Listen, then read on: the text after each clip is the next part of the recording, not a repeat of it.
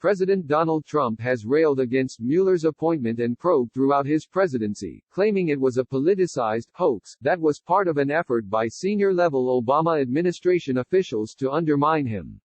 Rosenstein pushed back against that characterization but said he couldn't vouch for the allegations. I do not consider the investigation to be corrupt, but I certainly understand the president's frustration given the outcome, Rosenstein told senators, referencing Mueller's conclusions as part of his nearly two-year investigation.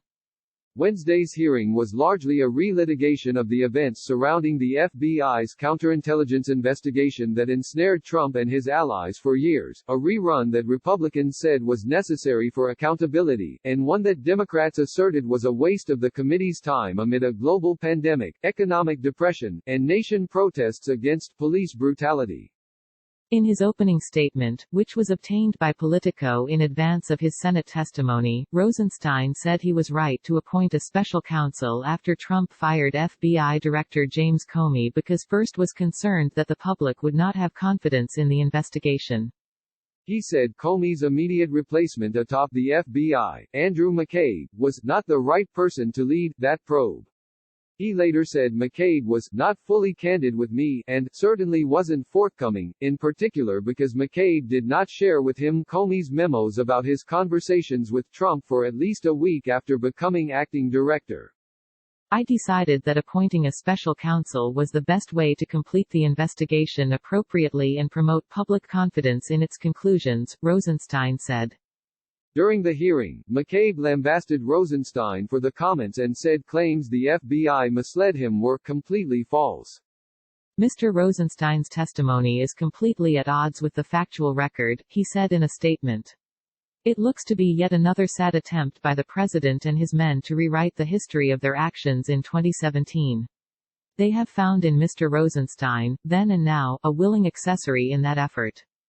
The hearing is the first of what is likely to be several as part of the committee's Republican-led investigation into the origins of the Russia investigation.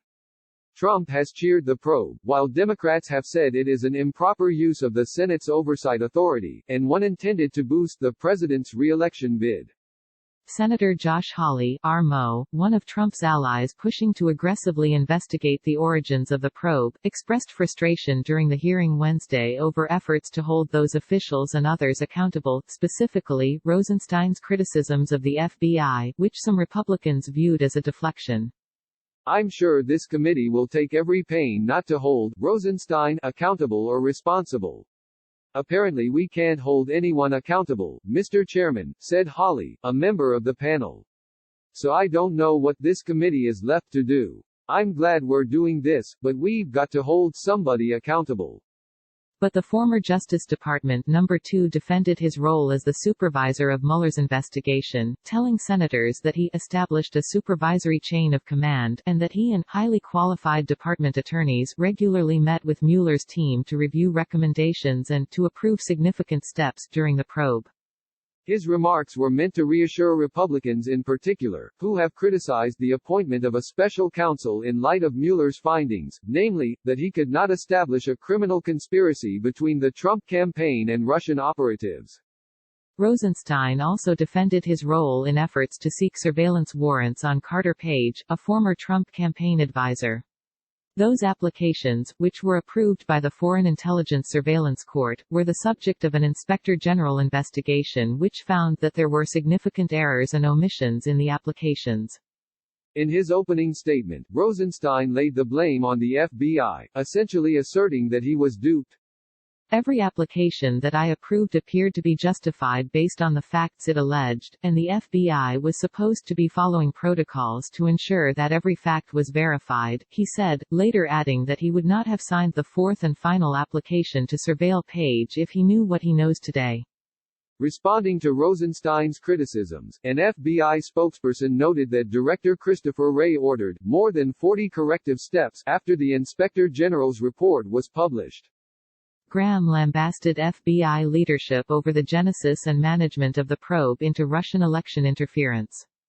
There are millions of Americans pretty upset about this, Graham said. There are people on our side of the aisle who believe that this investigation, Crossfire Hurricane, was one of the most corrupt, biased criminal investigations in the history of the FBI, and we would like to see something done about it.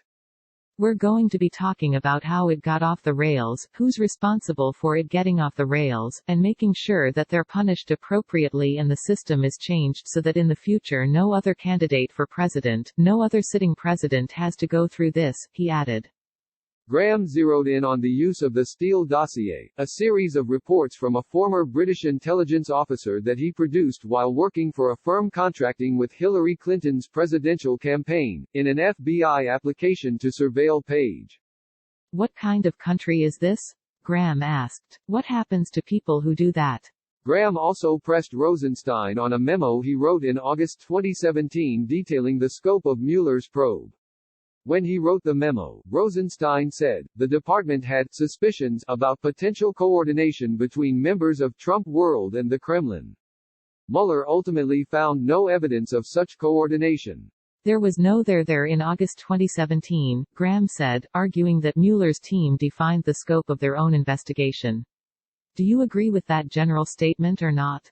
I agree with that general statement, Rosenstein replied. The hearing became heated at times, especially as Democrats dismissed the legitimacy of relitigating the Russia investigation. Their dismissal of the committee's GOP-helmed probe led Senator Ted Cruz, R. Texas, to compare the actions of the Obama administration to those of Richard Nixon. By any measure, what the Obama-Biden administration did in 2016 and 2017 makes everything Richard Nixon even contemplated pale in comparison, Cruz said, prompting a fiery response from Senator Amy Klobuchar, D. Min, who said Obama left the White House with grace.